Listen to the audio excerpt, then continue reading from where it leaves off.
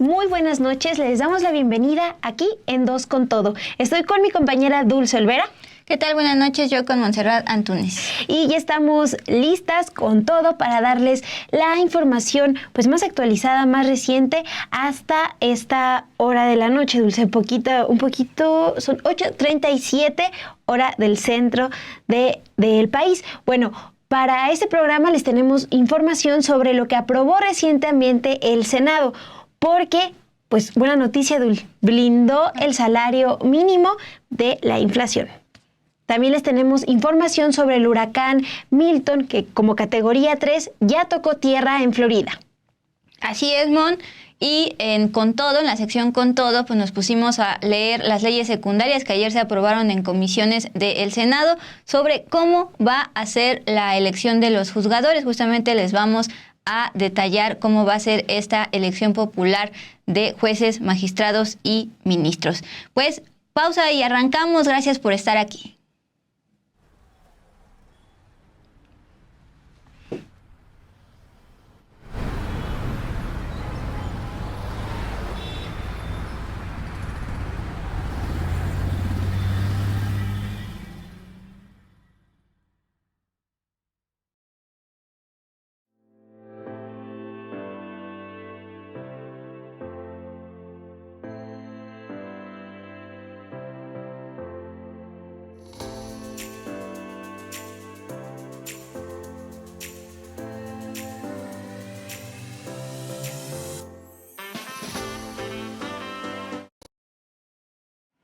Bueno, ya les adelantábamos un poco, pero arrancamos con una noticia importante para trabajadores como trabajadoras.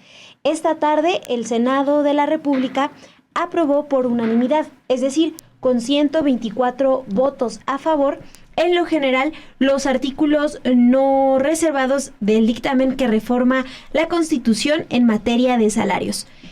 ¿Qué contempla esta reforma? Bueno, pues para empezar, de esta manera se protege el ingreso de las familias mexicanas, porque para que el salario mínimo siempre esté por arriba de la inflación, Dul. Una buena noticia, y lo que explica el Senado esta tarde en sus redes sociales es que la reforma se aprobó con el objetivo de mejorar los sueldos de las personas trabajadoras. De esta manera, pues se pretende proteger el ingreso de quienes laboran pues en todas las áreas. Estamos hablando de educación, salud, integrantes de las Fuerzas Armadas. Y bueno, les repito, así la intención es que se garantice que el salario mínimo no pierda su capacidad de compra debido a la inflación. Lo que sigue ahora es remitir esta reforma a las legislaturas de los estados para que también se empiece a aprobar en los distintos estados, Dulce. ¿Cómo ves esto? Pues muy bien, para que ya la inflación no se coma el salario mínimo, pero lo que yo siempre recuerdo es a esos trabajadores, que es casi la mitad de los trabajadores en México, que están en la informalidad y que como tal no reciben un salario, sino más bien son ingresos diarios de acuerdo con sus ventas, si es que son comerciantes informales. Pero pues la verdad es que sí, hace unos años me hubiera caído bien el salario que tengo actualmente, pero que ya se lo comió la inflación, una inflación que subió bastante por el tema tanto de la pandemia como de las guerras, por ejemplo, la invasión de Rusia en Ucrania y recientemente el tema de Gaza. Eso fue lo que hizo prácticamente que la inflación subiera aquí en México y se comiera el salario mínimo de los trabajadores que estamos en el sector formal, pero en general pues es una buena noticia para los trabajadores y los derechos laborales. Si te parece, vamos justamente a ver el momento en que por unanimidad se aprobó allá en el Senado.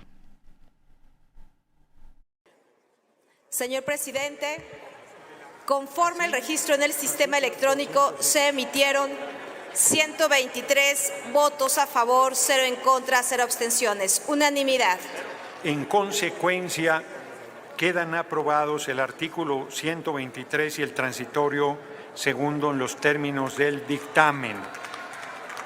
Está aprobado en lo general y en lo particular el proyecto de decreto por el que se reforma el primer párrafo de la fracción sexta del apartado A y se adiciona un tercer párrafo de la fracción cuarta del apartado B del artículo 123 de la Constitución Política de los Estados Unidos Mexicanos en materia de salarios se remite a los congresos estatales para los efectos del artículo 135 constitucional y además planteo que a pesar de las diferencias que esta soberanía tiene, fue aprobado por unanimidad, lo cual es de celebrarse. Se instruye que sea remitido de inmediato a las legislaturas de las entidades federativas y de la Ciudad de México por todos los medios posibles, incluidos los medios electrónicos. El día de hoy, miércoles 9 de octubre, sí ha estado bastante movido el Senado de la República. Mañana lo va a estar aún más porque se van a aprobar o se prevé que se aprueben y discutan estas leyes secundarias de la reforma del Poder Judicial. Pero entre tantas actividades que han tenido el día de hoy en el Senado, pues llama la atención justamente este tema de que ya no se va a comer más los niveles de inflación al salario mínimo, enfatizar al sector formal. El propio Senado publica esta infografía para precisamente entender mejor. Ahí está, gracias Luis. Dice, con el fin de mejorar los sueldos de las personas trabajadoras, insisto, sector formal, el Senado aprobó una reforma constitucional en materia de salarios. Al ser constitucional, falta que se envíe a congresos estatales. Así se protege el ingreso de quienes laboran en educación, salud e integrantes de las Fuerzas Armadas permanentes. Acuérdense que la propia doctora Claudia Sheinbaum, presidenta de México, se había comprometido a que les iba a subir el salario a las Fuerzas Armadas y también a los policías. Bueno, esta medida se suma a ello. Así se garantiza que el salario mínimo no pierda su capacidad de compra debido a la inflación. ¿Tú te imaginas, Mon, por ejemplo, en 2016, cuando ganabas ciertos ingresos y ahora lo que tienes, pues ya no vale lo mismo por la cochina inflación, insisto, derivado principalmente de la pandemia y de las guerras? Así es, Uli. Mira, estaba nada más para que tengamos ahí el dato, revisando una de las notas que hemos publicado en los últimos meses acá en Sin Embargo, y pues hace el recordatorio de cómo en los últimos años, o desde el sexenio pasado, pues se habló de estas políticas a favor del aumento al salario mínimo, algo que han celebrado acá quienes nos escriben en el chat. Nos estaban diciendo muy buena noticia. Héctor nos comentó, también nos dejan nuestro like. Y, por ejemplo, María Romero nos dice, se está haciendo historia en todos los aspectos. Es decir, hay una percepción, al menos, no nada más acá en el chat, sino es lo que leíamos en los comentarios de la página del Senado, pues donde está anunciando esto que se aprobó, Dul. Tantito, aquí hay siempre hay positivos y pesimistas, yo me incluyo en los pesimistas. Edgar Chávez García dice, ajá, y los profesionistas bien, gracias. En el Guajiro, caso de que se encuentre un empleo, que también ahí anda también la onda del desempleo, el sueldo que se promete sigue siendo 8,000 pesos o menos, en promedio, pues sí, en el sector formal los trabajadores ganan en 7,000 y pico en promedio, lo mismo que hace 20 años, pero bueno, es un avance verdaderamente por este tema de que recientemente la inflación estuvo casi en 10% por temas de pandemia, COVID y guerras, y pues ahora sería justamente, sí se fue la inflación, pero están obligados los empleadores a actualizar el salario mínimo conforme a esta inflación, y particularmente acuérdense que cada diciembre, que por cierto ya en 2 meses, cada diciembre el gobierno federal anuncia aumentos al salario mínimo acordados con los patronos. Pues así es, Dulce, esta es la información más reciente que tenemos para todas y todos ustedes con lo aprobado en el Senado de la República. Ahora sí, nos vamos con lo más actual en torno a el huracán Milton. Le hemos dado seguimiento a lo largo de esta semana desde que el domingo en la noche, acuérdense, el domingo en la noche era categoría 1, entonces los de la península de Yucatán estaban relativamente confiados. 22 horas después ya era categoría 5 debido al calentamiento de los océanos, pues los científicos atribuyen este tipo de huracanes que cambian de categoría en muy poco tiempo de manera sorpresiva para los habitantes, que si bien los que viven en la costa están ya acostumbrados a esto, los tomó por sorpresa en la península de Yucatán. Por fortuna no tocó tierra al norte de Yucatán, estos municipios que estaban en alerta, sobre todo Celestún y Progreso. Hago un paréntesis, Mon, hay una historia de unos pescadores que andaban allá por Progreso y precisamente se confiaron porque el anuncio era categoría 1, después se elevó a categoría 5, pero por fortuna estos pescadores sí fueron encontrados y localizados con vida posteriormente. Bueno, eso fue en la península de Yucatán. También, como ya se tenía previsto, iba a dirigirse hacia la costa oeste de Florida y ya tocó tierra hace alrededor de hora y media y pues obviamente todas las afectaciones. Es un reporte justamente de la agencia Associated Press allá en Estados Unidos. El huracán Milton tocó tierra el miércoles en la costa occidental de Florida como una tormenta ya de categoría 3 que trajo consigo fuertes vientos, la famosa marejada ciclónica que aumenta el agua, potencialmente letal y además posibles inundaciones a buena parte de este estado. Milton absorbió energía de las aguas excesivamente calientes del Golfo de México en el marco de la crisis climática y el calentamiento de los océanos y entonces llegó a alcanzar la categoría 5 en 2 ocasiones. Las fuertes lluvias seguramente causarán inundaciones a su vez adentro de cerca de ríos y lagos a medida que Milton atraviese esta península de Florida, como lo está haciendo justo en estos momentos de acuerdo con reportes de satélite de la aplicación Windy. O sea, el ojo del huracán ya tocó tierra hace alrededor de hora y media, pero en estos momentos está justo en medio de todo el estado. Obviamente ya se fue la luz, más de 1 millón de viviendas y negocios estaban sin luz la noche de este miércoles, según el sitio web Power Outage, el cual lleva un registro de los informes de compañías de servicios públicos allá en Florida. Antes de la llegada, las autoridades habían recomendado a los habitantes que evacuaran o enfrentarían pocas probabilidades de sobrevivir. Pero al atardecer algunos funcionarios dijeron que el tiempo de evacuar se había terminado. Pero ojo, este tema de evacuación solo pudo aplicarse para los ciudadanos estadounidenses, porque el tema de los migrantes latinoamericanos, incluyendo mexicanos, fue muy diferente. ¿Qué nos puede decir al respecto? Así es, Dulce, es importante señalar qué está pasando con las personas migrantes. Precisamente la agencia AP pues destaca los comentarios de personas defensoras de migrantes que comentan que algunos de los problemas que enfrentan los migrantes allá, primero es, por ejemplo, no tienen certeza de que todos tengan acceso a una televisión, por ejemplo, a internet, como para recibir información clara de dónde pueden encontrar el refugio más cercano. Le agregamos las limitaciones pues por el idioma, pero también la resistencia a moverse a los refugios porque temen pues algún tipo de represalia, por la cuestión de no tener pues los famosos papeles. Y eso es lo que está destacando la agencia AP. Dar un dato, por ejemplo, la agencia comenta que aproximadamente 250,000 mexicanos viven en la región que se pronosticaba también que fuera afectada por el huracán Milton.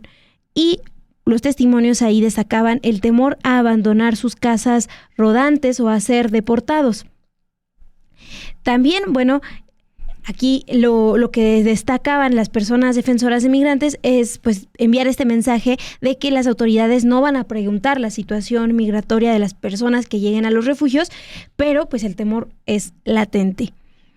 También hay que recordar que no es un temor que esté injustificado, porque en 2023 Florida aprobó una de las leyes migratorias más estrictas de Estados Unidos que tipifica como delito la entrada en el estado de personas sin estatus legal permanente y también invalida cualquier identificación del gobierno estadounidense que pudieran tener. También impide a los gobiernos locales proporcionarles carnés de identificación. Es decir, pues sí hay un temor, un antecedente, al menos desde el 2023, de por qué las personas migrantes están pensando en sí ir o no a los refugios. Sí, pero justamente el cónsul mexicano, y lo publicaba la propia Cancillería mexicana, hizo ese llamado desde temprana hora de este miércoles en que se preveía que ya iba a arribar, como lo hizo ya el huracán Milton, que en los albergues no iban a estar preguntando, tú tienes papeles, porque pues ahora está priorizando la vida humana más allá de estos temas migratorios y la postura que tengan las autoridades en torno a esta migración. Qué bueno que recuerdas ese dato, Dul, porque no nada más tiene que ver con el temor a acercarse a los refugios, sino también rescatan en la agencia AP, está el temor a solicitar comida o hasta sacos de arena para proteger sus casas. Entonces, pues recordar este mensaje que daba el cónsul sobre el derecho que tienen a pues protegerse y sin que se les cuestione su origen o su estatus legal. Pues ahí está, seguramente ya sea a la medianoche o el día, las primeras horas de mañana se tendrán reportes sobre las afectaciones en infraestructura, pero sobre todo en vidas allá en Florida. Insistir, una entidad que había sido afectada recientemente por el huracán Helen en esta temporada de ciclones y que se añade el calentamiento de los océanos que hacen que esto evolucione más, de acuerdo con los propios meteorólogos. Vamos a pasar de página informativa, Mon. Esta de la reforma del Poder Judicial sale información, está en pleno proceso luego de ser aprobada. Y en esta ocasión hablemos de lo que decidió el Tribunal Electoral. Recuerden que el Tribunal Electoral es uno de los brazos del Poder Judicial y le toca revisar las decisiones que hace el árbitro electoral, es decir, el INE. Hace unos días el INE había dicho que los partidos políticos no tienen por qué estar en las sesiones dentro del INE cuando se aborden temas en torno a la reforma al Poder Judicial.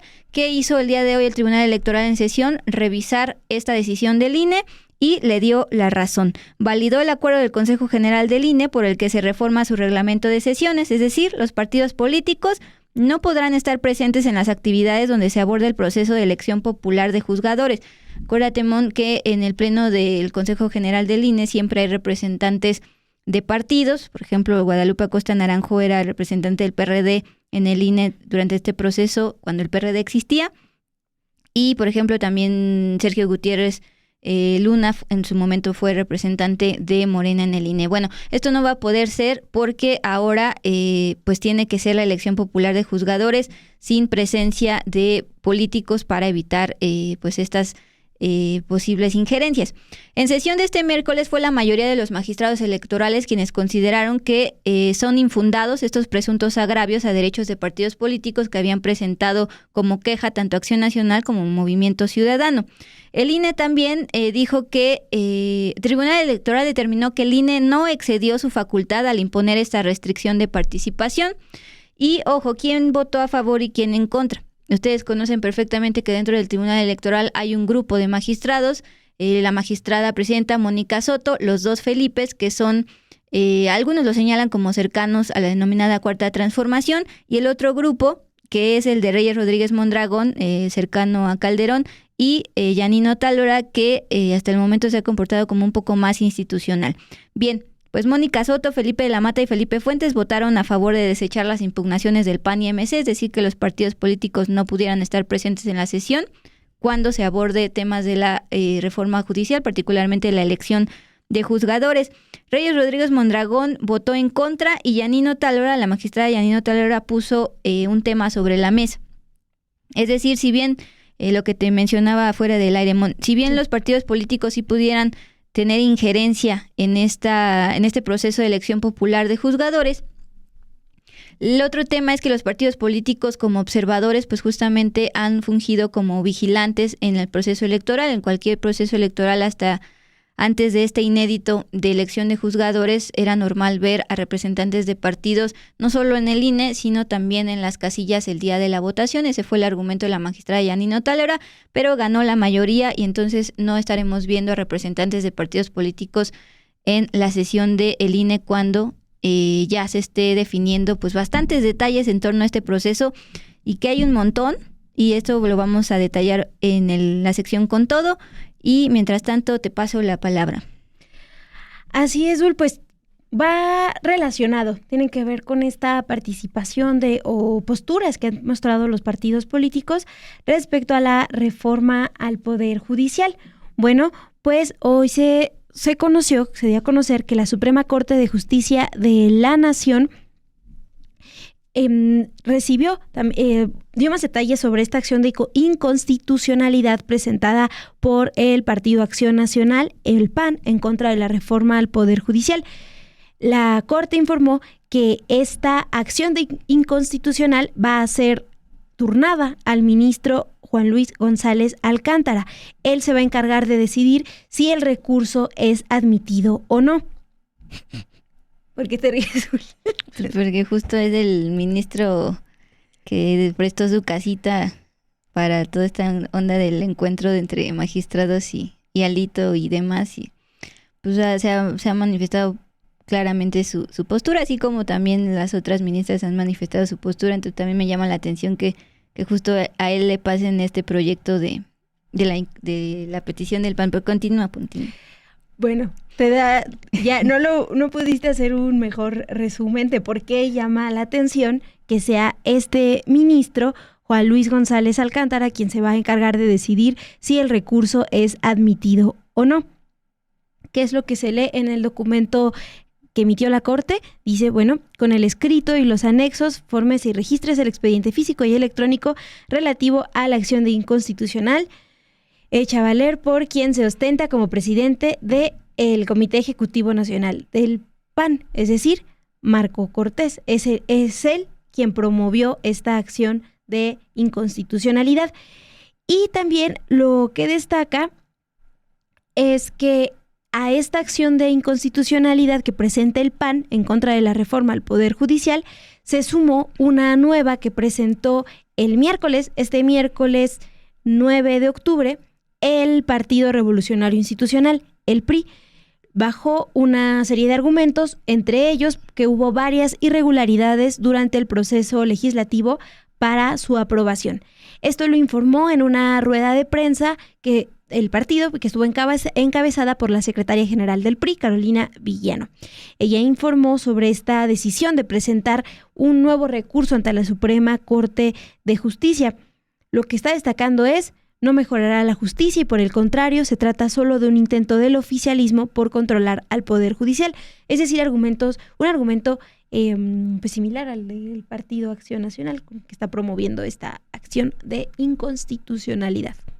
Pues sí, juntaron fuerzas PRI y PAN, pero acuérdate que el día de ayer dábamos a conocer estas cifras de la ministra Lenia Batres, donde daba cuenta de más de 100 ya recursos que se han presentado en contra de la reforma al Poder Judicial, pero si bien no la mayoría, varios sí se han desechado por estar mal hechos. Entonces, pues se espera que sigan presentando este tipo de impugnaciones y demás, a la par de que el Poder Legislativo pues ya está preparando las leyes secundarias justamente para definir cómo son las elecciones, pero sobre todo al INE le está pasando la bolita de toda la organización. Justamente de eso vamos a hablar, Mon, en el Con Todo. Nada más rápidamente un corte y vamos al Con Todo. Las lluvias y el mismo cambio de gobierno ha dejado a la Ciudad de México llena de baches. Así recibirá la ciudad a la nueva jefa de gobierno. Ayúdanos a mostrarle algunos de estos baches. Toma una foto. Dinos dónde está el bache y envíala al canal de Telegram de los periodistas. Vamos a juntar todas las fotos y publicaciones en una sola edición.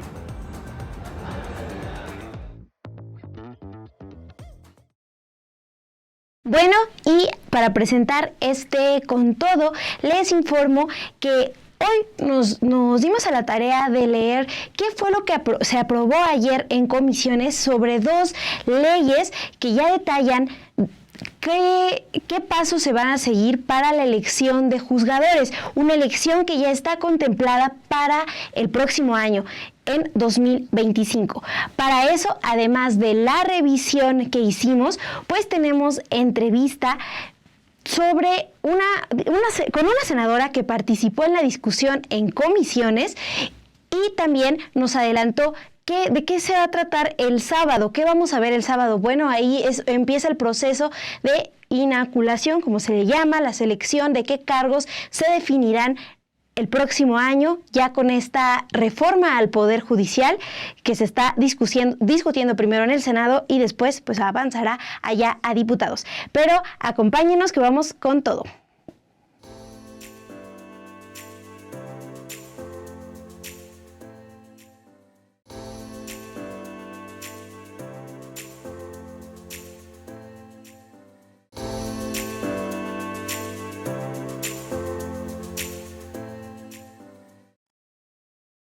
Perdón. No, así ya va. Insaculación. Pero para más fácil, sorteo, tómbola, como la canción. Así ya es más fácil. Gracias. No, mejor. Gracias por hacerme burla y por corregirme acá en vivo. Bueno, dale. Sí, la verdad es que les presenté acá de qué vamos a hablar en el Con Todo de manera muy general, porque pues son varias fechas que les vamos a ir detallando poco a poco. Lo que ustedes tienen que saber, lo que no deben perder de vista, es que esta discusión en el Senado, bueno, dio de qué hablar al menos desde el lunes de esta semana, el lunes 7 de octubre, cuando la presidenta Claudia Sheinbaum envió al Congreso 2 iniciativas para reformar, primero, la Ley General de Instituciones y Procedimientos Electorales y también la Ley General del Sistema de Medios de Impugnación en materia electoral. Estas leyes detallarán cómo será cada una de las etapas del proceso de elección popular de jueces, ministros y magistrados, lo que estará a cargo de el Instituto Nacional Electoral, pero también de los organismos públicos locales. El jueves 10 de octubre, es decir, mañana, desde las 8 de la mañana, se tiene previsto que el Pleno del Senado discuta y vote las leyes secundarias de la reforma al Poder Judicial que fueron aprobadas el martes por la madrugada en la Comisión de Gobernación y de Estudios Legislativos. La Ley General de Instituciones y Procedimientos Electorales y esta otra ley que les comento, la Ley General del Sistema de Medios de Impugnación en materia electoral, dan las reglas y fechas del proceso de elección de juzgadores y también da detalles sobre qué puede causar la nulidad de los votos, cómo se pueden solicitar, por ejemplo, impugnaciones. Aquí ya viene lo de mi error, que voy a corregir. Dale. Sí. Bueno, también para que estén pendientes, el sábado 12 de octubre las comisiones referidas van a realizar el proceso de insaculación, la tómbola, un sorteo para definir los cargos de magistrados y jueces que van a elegir el primer domingo de junio del 2025. Para ello, bueno, hablamos con la senadora morenista Lilia Valdés, que es presidenta de la Comisión de Gobernación, y ella pues nos dio más detalles de cómo el sábado se va a explicar cómo será este proceso de tómbola, es decir, precisar cuántos aspirantes se van a inscribir, en dónde y con quién. Todavía no están esos datos bien definidos, Dul, pero sí se va a hacer el sábado esta selección a través de una tómbola. Vamos a ver. Sí, pues vamos a escuchar justamente cómo nos explicó lo que se va a esperar para este sábado 12 de octubre sobre pues esta tómbola que van a realizar desde comisiones. Posteriormente, el sábado estamos citadas las comisiones de Gobernación, de Justicia y Mesa Directiva, precisamente para procesar el cómo, el cuándo, el dónde, el quiénes de esta insaculación. Probablemente 9:10 a la 1 de la tarde del sábado ya les tendríamos la información precisa de que en qué momento se van a realizar esta insaculación y a través de quiénes. Es algo muy importante, Dulce, porque no es así como que los senadores de la comisión van a hacer la insaculación y van a sacar los nombres de los que van a ser los candidatos, ¿sí? Sino que aquí las reglas van a ser importantes. Entre ellas, las reglas tienen que ser muy claras. ¿Cuándo se van a inscribir los aspirantes? ¿En dónde? ¿Con quién? Todo eso nos falta regularlo y lo vamos a hacer el sábado y ya les diremos. Pues la insaculación tendrá que ser, voy a poner un ejemplo, el día 1 de noviembre. Y ahí, ¿quiénes van a ser? Entonces, ahorita estamos en procesos de de aclarar todas las reglas y las normas para los interesados. Fíjate, Dulce, tampoco podemos saber cuántos aspirantes van a ser. Como pueden ser 5, pueden ser 50, o en un momento dado pueden ser 500. Entonces vamos a tener cómo se van a depurar las personas que van a participar. Bien, el día de ayer se aprobaron 2 leyes secundarias enviadas por la presidenta Claudia Sheinbaum. La primera se llama Ley General de Instituciones y Procedimientos Electorales. Quédense con que justamente especifican estas reformas cómo va a ser el procedimiento electoral inédito de elección de jueces, magistrados y ministros. Primero se definen las personas juzgadoras, a quienes se van a elegir.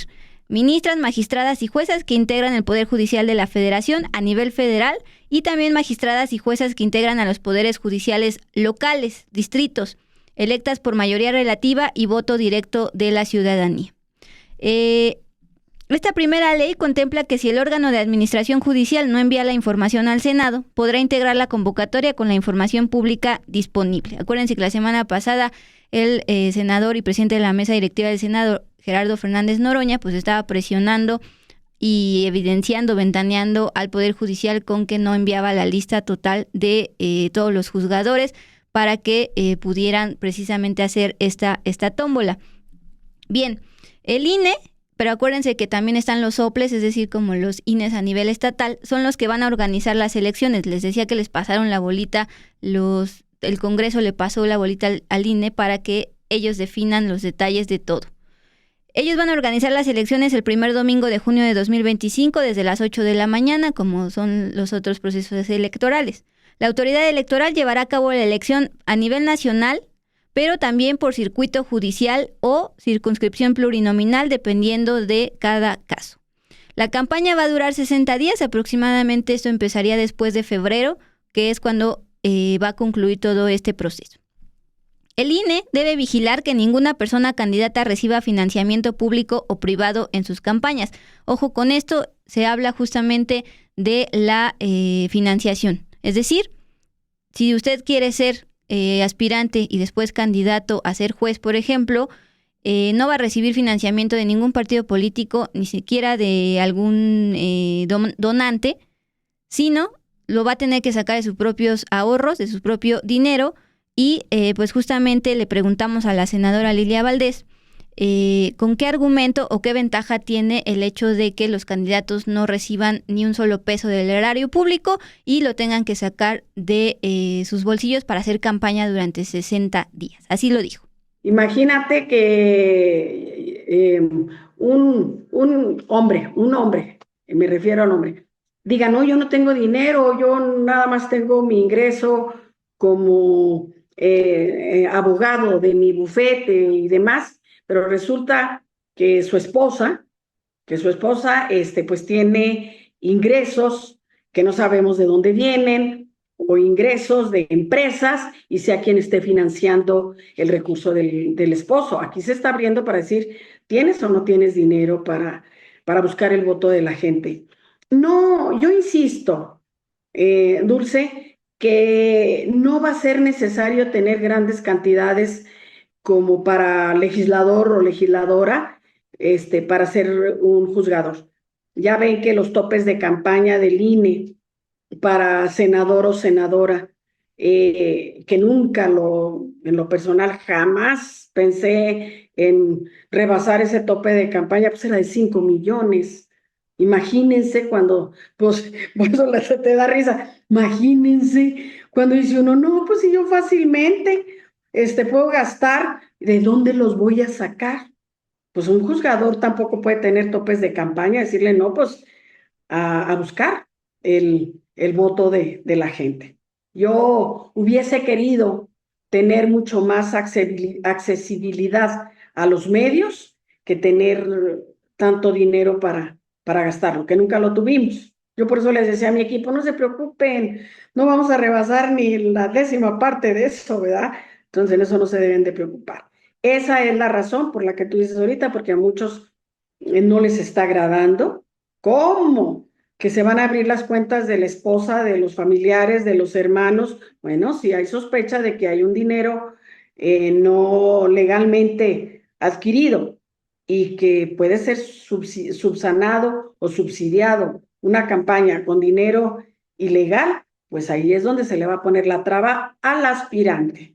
También quiero ahorita que me preguntaban del dinero de los aspirantes. Miren, no, el que se tenga dinero, inclusive familiar o personal, no te hace un buen aspirante y mucho menos un buen candidato y mucho menos un buen juzgador. Puede que hagas campaña con un dinero que tengas ahorrado, y no le pidas a nadie, pero eso te hace un buen juzgador. Y aquí es donde nosotros queremos, a través de esta reglamentación, que un juzgador sea ético, sea moral, sea aceptado por una comunidad, que no tenga, ¿cómo se dirá? Que no se oiga tan común y corriente cola que le pisen, que no tenga antecedentes desagradables para la comunidad. Yo creo que eso es lo más importante. Con este dato que da la senadora, si usted quiere ser senador, senadora, el tope de gasto de campaña son 5 millones de pesos, lo cual pues es bastante dinero y justamente es uno de los argumentos que dan. No tienen por qué estar derrochando juzgadores para hacer campaña durante 60 días, Mon. Sí, y acá fuera del aire, Dul, comentábamos que también algo de lo que se planteó en las reformas a estas leyes que precisan pues las fechas y los pasos a seguir para realizar la elección de juzgadores es una especificación sobre la propaganda. Lo que se está planteando es que la propaganda que hagan los aspirantes a jueces, ministros, magistrados, sea a través nada más de papel, o sea, pues sí, a través de papel y que esté hecho, por ejemplo, con materiales reciclados, fáciles para biodegradarse y pues igual que en las elecciones se va a definir el periodo hasta el que podrán repartir estos papeles. Pues eso está bien porque justamente una de las principales críticas es la basura electoral que se genera a lo largo de las campañas. Es bueno que destaques este tema de que tiene que ser biodegradable. Así es, Zul. Y bueno, también lo que se discutió en comisiones fue que el Senado de la República tendrá que emitir la convocatoria general dirigida a los poderes de la Unión para integrar el listado de las candidaturas a más tardar el 16 de octubre del 2024. Por eso es que se ha discutido durante esta semana y todavía el fin de semana, el sábado, habrá ahí actividad en el Senado. A más tardar el 31 de octubre del 2024, cada poder de la Unión, es decir, el Poder Ejecutivo, el Legislativo y el Judicial, van a tener que instalar un comité de evaluación al que le va a tocar calificar qué tan idóneos son los perfiles para desempeñar su cargo. Estos comités van a tener que instalarse dentro de los 15 días naturales después de que se publique la convocatoria que emita el Senado.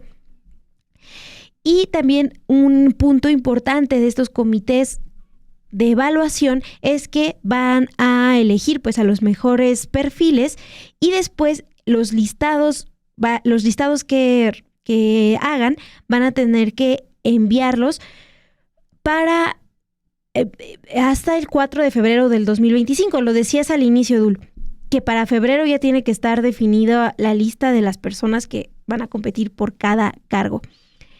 Todavía está pendiente que se defina qué criterios va a seguir este comité de evaluación en cada poder, o sea, el comité de evaluación que se forma en el Poder Legislativo, el Ejecutivo y el Judicial, pero es lo que se está planteando todavía por discutir, que se espera que mañana se discuta en el Pleno del Senado.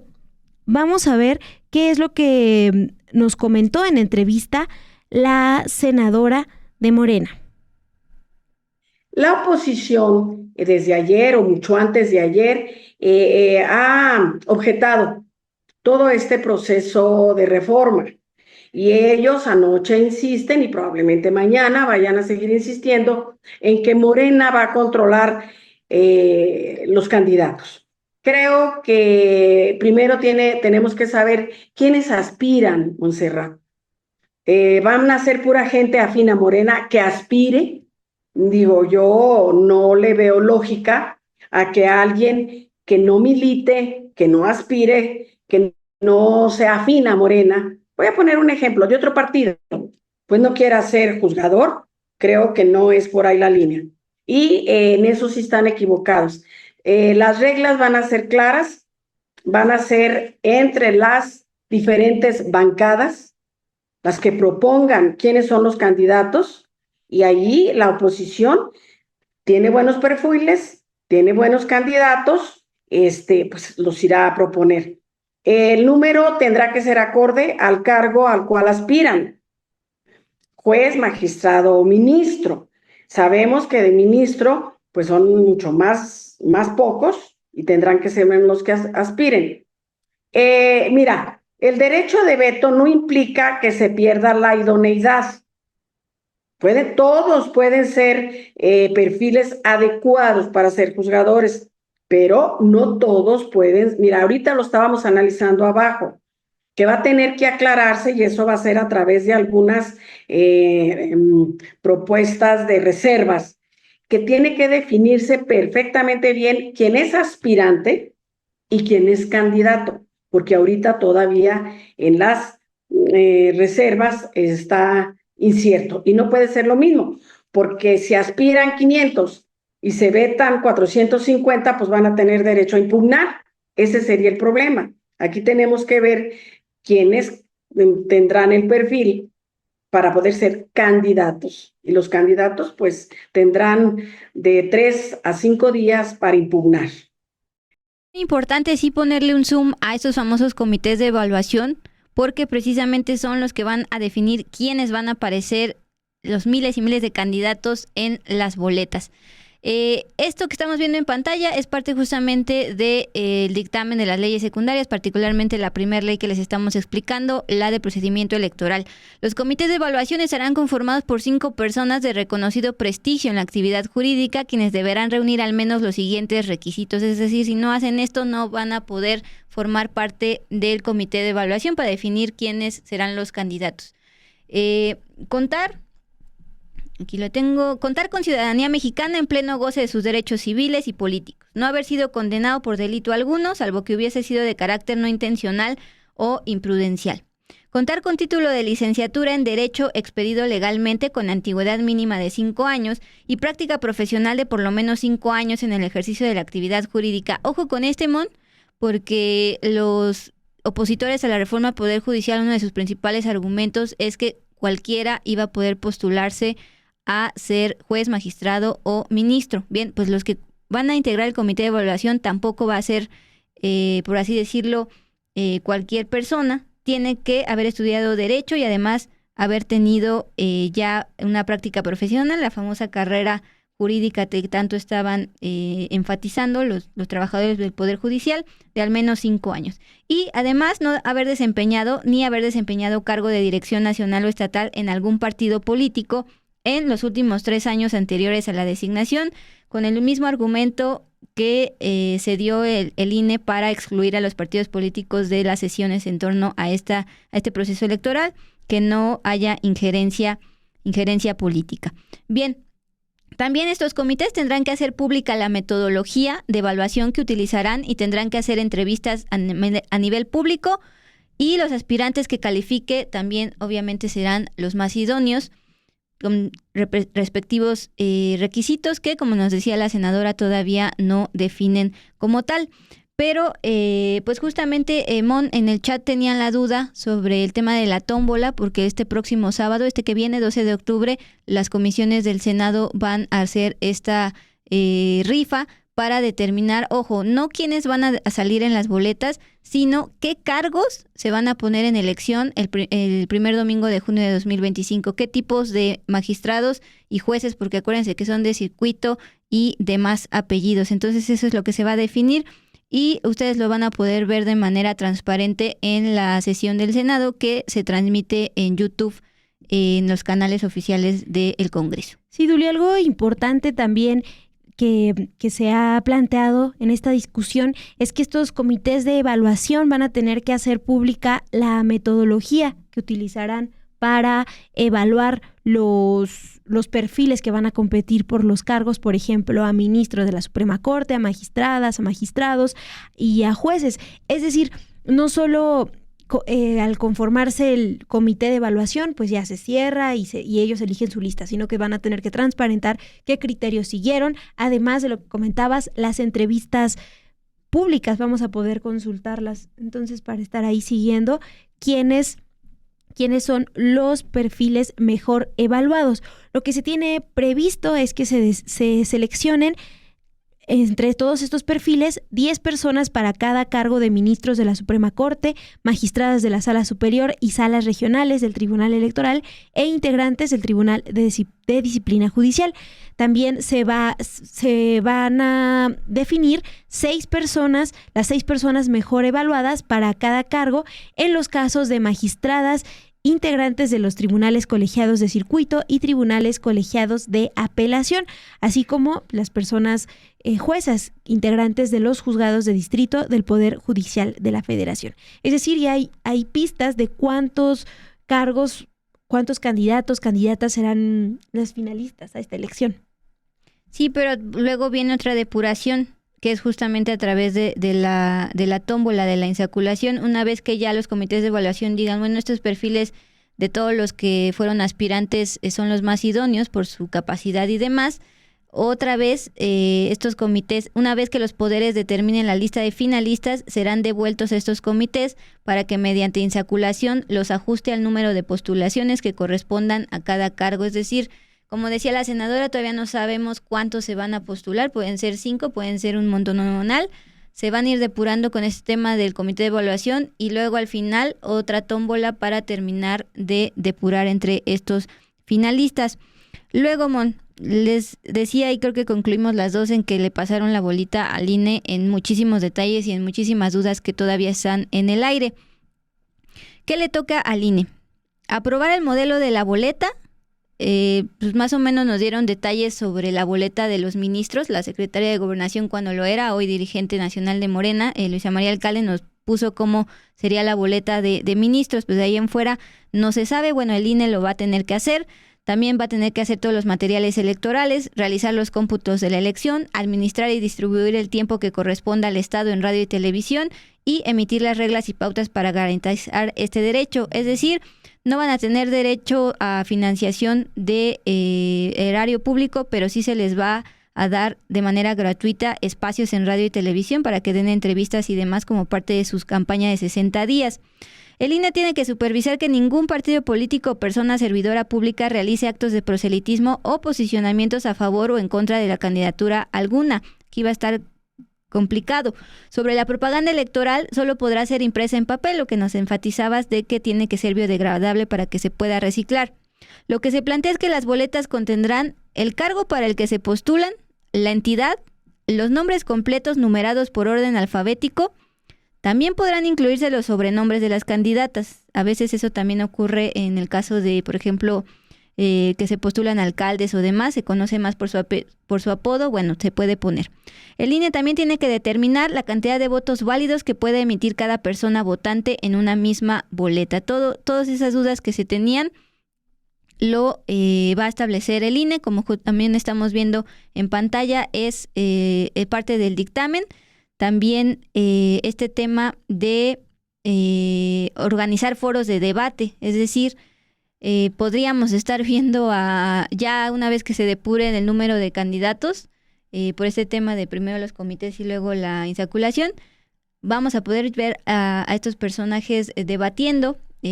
También el INE tendrá que evaluar la producción o contratar a una casa productora como suele hacerlo para los debates. Va a estar muy interesante, Mon. Sí, pues imagínate verlos ahí en los debates y también pues la cuestión de estar revisando, esto me pareció importante, Dul, que comentabas, supervisar que ningún partido o persona servidora pública haga actos de proselitismo o se posicione a favor o en contra de alguna candidatura. Eso es lo que se está planteando. Les comentamos, les adelantamos, mañana la discusión avanza en el Pleno del Senado, pero eso es lo que ya se había discutido, lo que se discutió ayer en comisiones, en la madrugada. La primera ley, exacto. Y también la segunda ley. La segunda ley, a esa vamos, es la Ley General del Sistema de Medios de Impugnación en materia electoral. Es un nombre muy grande, pero enfóquense en que es el Sistema de Medios de Impugnación, es a lo que se legisló. Bueno, ante irregularidades en la elección de juzgadores, esta ley garantiza a los candidatos a magistrados, jueces y ministros un recurso que les permita tramitar inconformidades ante el Tribunal Electoral. En caso de que la impugnación de la elección de los magistrados del Tribunal Electoral para que no sean juez y parte, el Pleno de la Corte va a resolver la inconformidad. Esa precisión, Dul, es importante porque al final el Tribunal Electoral es el que califica que si la elección pues se hizo conforme a derechos, si está todo regular. Bueno, en el caso de la elección de quienes trabajan en el Tribunal Electoral, pues bueno, va a ser el Pleno de la Corte quienes resuelvan la inconformidad.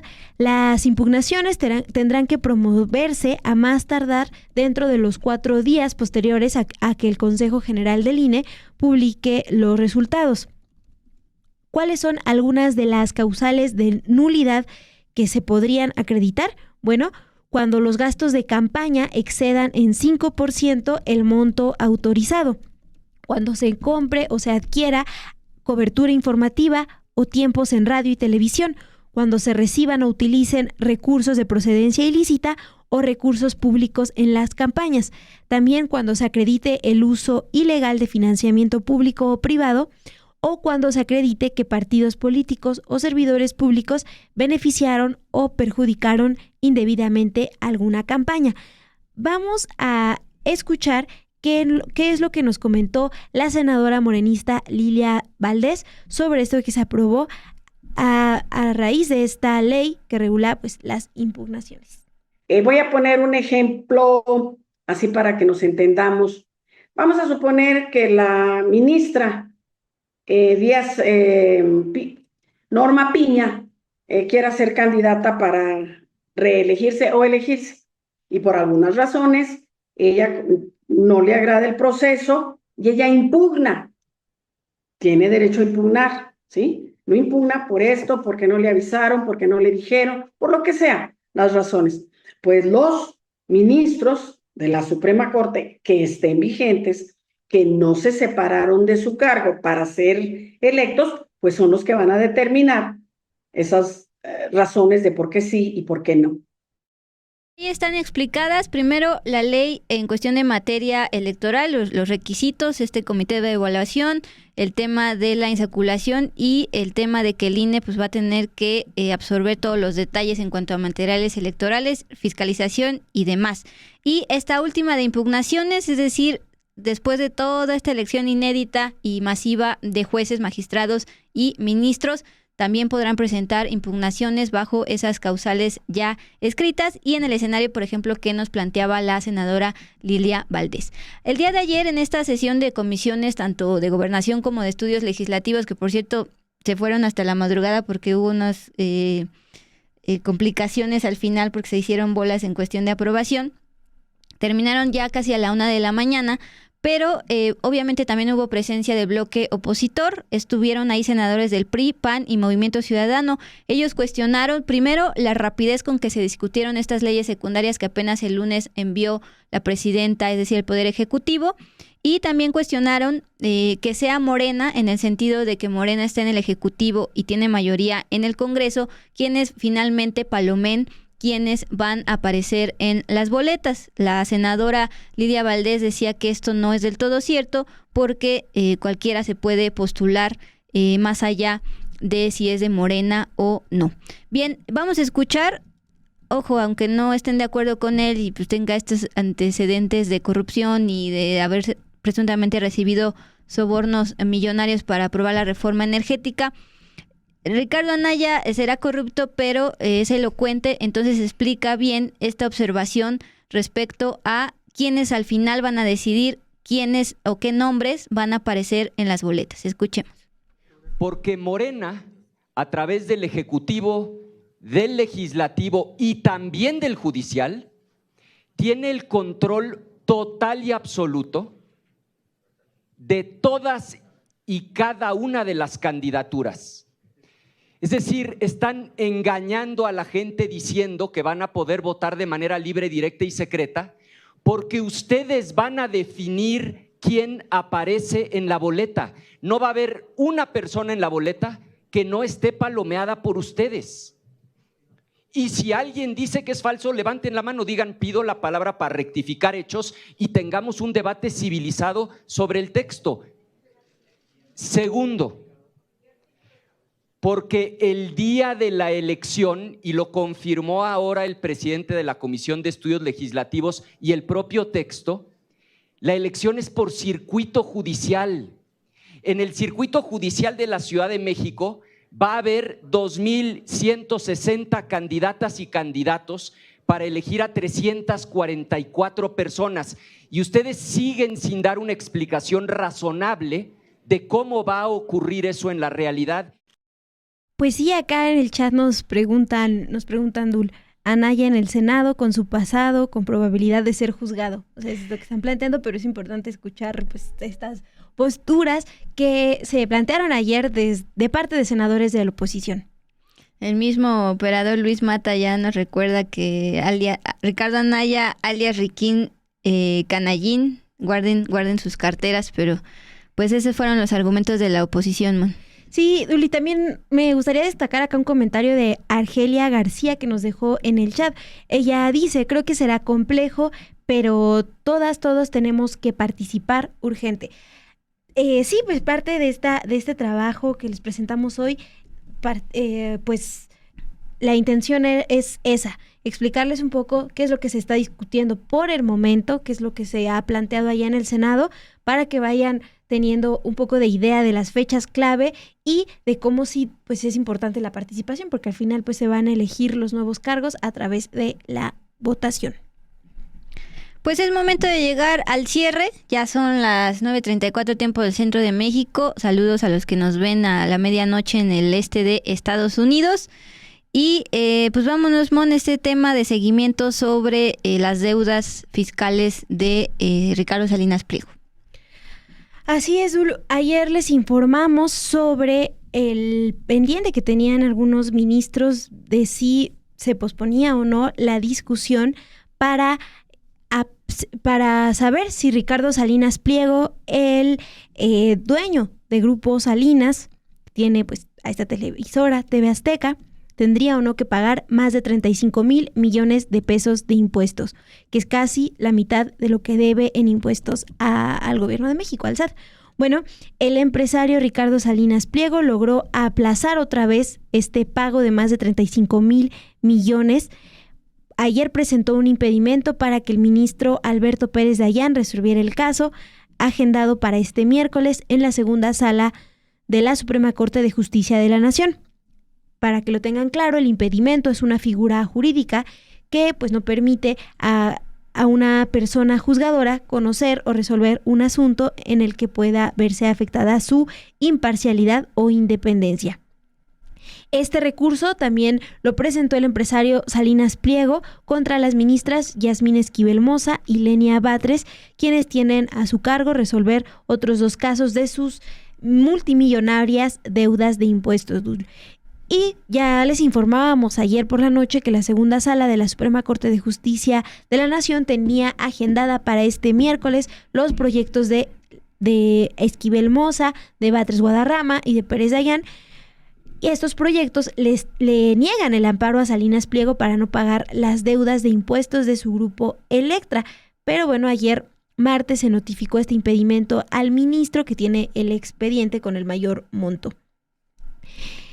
También nada más para destacar, los impedimentos de Salinas Pliego contra Esquivel Moza, Batres Guadarrama y Pérez Dayán deben ser resueltos en la primera sala de la Suprema Corte de Justicia antes de que discutan y voten estas solicitudes de amparo sobre las deudas de Salinas Pliego, que podría ocurrir hasta noviembre.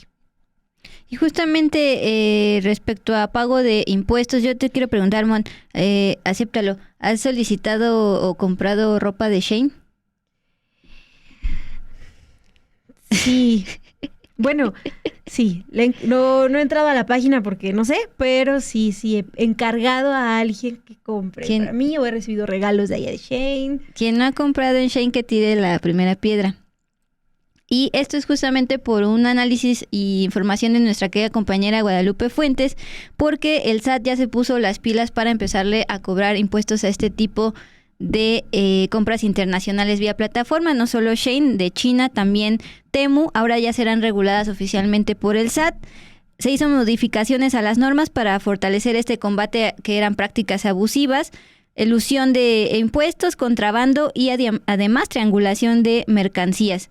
Nuestra compañera Guadalupe Fuentes analiza que el boom de estas plataformas de venta en línea, en especial de origen asiático como Shein, han perjudicado a empresarios mexicanos, quienes han denunciado desde hace años que estas empresas compiten en el mercado pero sin pagar impuestos, es decir, tienen una clara ventaja competitiva. En estas modificaciones del SAT, todas estas compañías de ventas por internet van a tener que recabar el RFC o la CURP de sus clientes aquí en México, de MON, con el objetivo de que la Secretaría de Economía pueda controlar a quienes internan mercancía a gran escala para revender en el país. Yo también he comprado en Shein una vez, pero tengo que confesarlo. Sí. Bueno, pues ya nos van a pedir el RFC o el CURP para empezar pues a recaudar. Acuérdense que el SAT desde el gobierno pasado ha tenido bastantes dientes y ha ahora sí recaudado a grandes contribuyentes, y también ha considerado este tema de la economía digital para grabar también este tipo de plataformas. Entonces, enhorabuena y gracias a Guadalupe Fuentes por esta alerta. Así es, Dul. Y también pues les tenemos una información que probablemente los va a alegrar, y es que los adultos mayores que reciben pensiones en el Instituto Mexicano del Seguro Social y el Instituto de Seguridad y Servicios Sociales para los Trabajadores del Estado, es decir, el ISSSTE, recibirán un triple depósito en noviembre. ¿Cómo será este pago triple para las y los pensionados por el IMSS? Bueno, pues los adultos mayores pensionados del Seguro Social recibirán este depósito bajo 3 conceptos. Primero, su pago común de la pensión, el pago de aguinaldo y, en caso de estar inscritos, su pago correspondiente a la pensión del bienestar para adultos mayores. Las fechas clave que ustedes deben tener ahí en cuenta es, primero, el pago de la pensión, que se realizará a partir del 1 de noviembre. También el pago de aguinaldo, no hay una fecha todavía confirmada, pero este se dispersará durante el mes de noviembre también.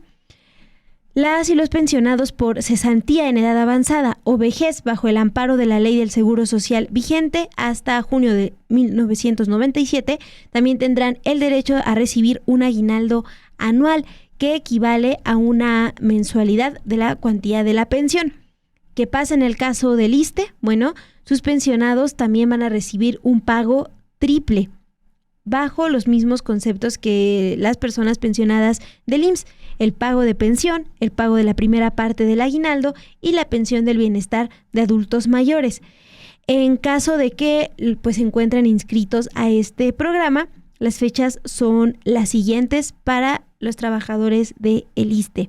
Primero, el pago de pensión a partir del 31 de octubre, el pago de aguinaldo, que se pagará durante la primera quincena de noviembre, el pago de la pensión bienestar de adultos mayores bajo las mismas circunstancias descritas para el IMSS, que sería en las primeras semanas de noviembre. Y se espera para ese pago un depósito de 6,000 pesos. Pues es que estaba entretenida con los comentarios de lo de Shein. Yo quería regresarme a ver lo de la pensión, pero a ver, ¿tú qué tienes sobre obviamente Shein? Es una buena noticia para los pensionados después de tanto trabajo, recibir una buena pensión siendo funcionario por el tema del ISSSTE, pero sí nos están confesando que ellos también han comprado en Temu. En Temu yo la verdad no los conozco, Shein sí, y nos estaban preguntando si nada más es si pides muchísimo o en general. Pues en general el SAT va a pedir el RFC de todos los clientes de este tipo de plataformas que estaban compitiendo de manera muy desleal para las empresas mexicanas. Las empresas mexicanas pagan impuestos, estos no estaban pagando, y por eso también, además de la explotación obviamente y las afectaciones ambientales, pues tenían bastantes ganancias por ahorrarse el tema fiscal. Oye, Duli, también fíjate que nuestra productora Ilse García nos está compartiendo información sobre una noticia que ya les comentaba la mitad del programa, la negativa que percibimos desde el Consejo de la Judicatura Federal para no entregar las listas de jueces y magistrados que podrían participar en este proceso, en el próximo proceso electoral. Bueno, pues ya hay información de que al final, pues sí se decidió que el Consejo de la Judicatura Federal entregue estas listas de plazas de jueces y magistrados que estarán disponibles para la elección por voto popular para el 2025. Lo que les detallábamos es que con o sin listas, pues esa información se podría obtener de datos públicos, pero pues no está actualizada. Por eso la petición y la obligación que se estaba planteando desde el Senado que tiene el Consejo de la Judicatura Federal de entregar estas listas. Por 4 votos contra 3 de los consejeros Bernardo Batis, Celia Maya, Eva Verónica de Gives Zárate y Sergio Javier Molina Martínez, se acordó enviar las listas de plazas de jueces y magistrados disponibles para la elección que se realizará por voto popular este 2025. Esto pues se decidió en una sesión que se prolongó hasta después de las 8 de este día, de las 8 de la noche, y que pues es importante para el desarrollo de esta reforma judicial, Dul. Sí, pues hubiera o no lista, ellos ya tenían agendado este sábado 12 de octubre, a partir de la información que tenían, empezar la tómbola para definir qué tipo de cargos, no los candidatos todavía, sino qué tipo de cargos de magistrados a nivel federal y local, pero bueno, pues ya se definió por 4 votos contra 3 de estos consejeros. Bernardo Batis, ya conocen, Celia Maya y Eva Verónica y Sergio Javier, así se acordó enviar estas listas de plazas. Entonces, un paso más dentro de todos estos que les explicamos que se van a tener que hacer para estas inéditas elecciones de juzgadores. Sí, Dul, esta información que les compartimos de último momento es de la jornada de los reporteros Gustavo Castillo y César Arellano. Entonces, es el dato ahí que tenemos sobre las famosas listas, que aún con y sin listas ya estaba avanzando el proceso, como bien comentaba Azul. Pues atentos mañana, porque en el Pleno del Senado se verán estas leyes secundarias, estarán presentando reservas, es decir, más detalles en torno a cómo podrá la ciudadanía elegir de manera inédita y por primera vez a sus juzgadores. Mon, pues nos despedimos ya en esta mitad de semana. Gracias por habernos acompañado, por sus likes, también por sus comentarios, por sus superchats, y un placer haber estado contigo esta noche. Y también, a mí también ha sido todo un placer. Es que estaba acá leyendo que hay dudas sobre a qué hora va a ser el sorteo del fin de semana, pero bueno, todavía no se define eso, porque nada más tienen que recordar de mañana, ¿no? Que la discusión ahí en el Pleno a las 8 de la mañana, de eso sí tenemos datos, a las 8 de la mañana pueden conectar. Y ya después tendremos estos datos. Bueno, pues buenas noches, Mon. Sí, Dul. No me andes ignorando, buenas noches. No te estoy ignorando. Buenas noches, Dul. Mañana nos vemos acá en 2 con todo. Déjenos por favor sus likes, sus comentarios. Los seguimos acá leyendo, aunque ya no estemos. Los dejamos con esta información de gente así. Gracias por su compañía y gracias a producción.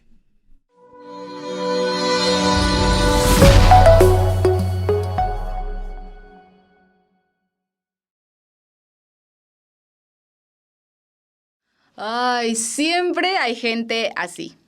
Hoy vamos a platicar del polémico caso de Sean Combs, el rapero mejor conocido como Diddy, que fue arrestado el pasado mes de septiembre en Manhattan, acusado de abuso y tráfico sexual. El también productor, que hace 23 años se comparó con el Gran Gatsby en una entrevista con The Independent, está en espera de juicio luego de haber recibido 11 demandas por abuso sexual, a las que se suman otras 120 personas, entre las que se encuentran 25 víctimas menores de edad.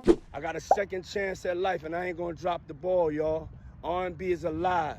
Love Records. Yeah, take that. El pasado 1 de octubre, los representantes legales de las 120 víctimas ofrecieron una conferencia de prensa en Houston, donde señalaron que finalmente se rompió el muro del silencio, ya que el mayor secreto de la música está siendo revelado al mundo. De acuerdo con el abogado Tony Busby, hasta el momento han recibido el testimonio de 3,285 personas que aseguran ser víctimas de Combs. Sin embargo, aclaró, solo representa a 120 personas de 25 estados diferentes de Estados Unidos. A partir de la detención de P. Diddy, una red de abusos y explotación en la que se ven involucradas numerosas figuras de la industria como Leonardo DiCaprio, Jennifer López, Kim Kardashian y Ashton Kutcher, podría quedar expuesta. Pero, ¿por qué se ha señalado a otras celebridades en este caso? Parte del origen de las acusaciones en contra de P. Diddy se centra en las suntuosas y polémicas white parties que el magnate llegó a ofrecer, en donde tanto él como los invitados debían vestir de blanco y disfrutar del evento al estilo del Gran Gatsby.